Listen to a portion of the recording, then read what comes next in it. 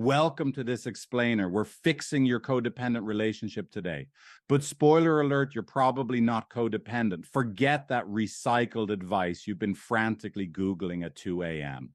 Are you actually codependent? Here's a massive truth bomb for you. That label making you feel broken, it isn't a clinical diagnosis. So instead of a pathology, science actually views this as a normal biological response to feeling disconnected. Threaten that bond and boom, your amygdala hits the panic button. It's not weakness, it's literally just neurobiology.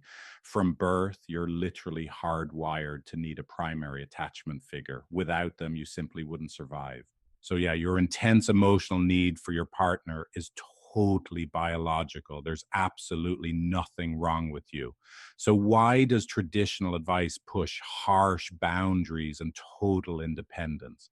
Well, because it's a massive trap. It's the orphan sovereignty trap. It just swaps out your anxious pursuit for avoidant emotional withdrawal. Don't isolate behind permanent castle walls.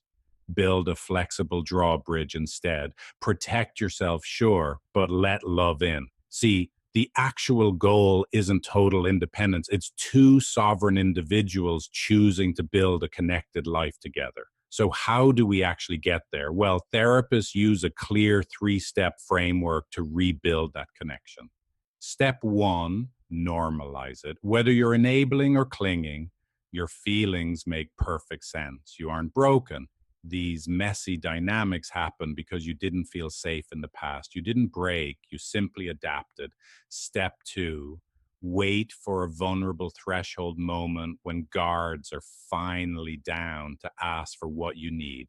You finally drop those defenses and either bravely say no or reach right out for your partner's comfort. And step 3, stop telling yourselves that needing each other is a disease.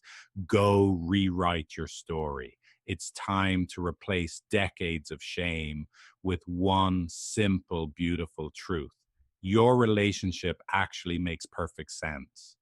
Now you can reach out, disagree safely, and be vulnerable, successfully rewiring those past attachment wounds together. So the real question isn't if you're too attached. It's this: is your attachment flexible enough to grow? If you want to work on this for real, try Figlet, my AI relationship coaching app. You can start for free, no credit card needed, at figlet.empathy.com.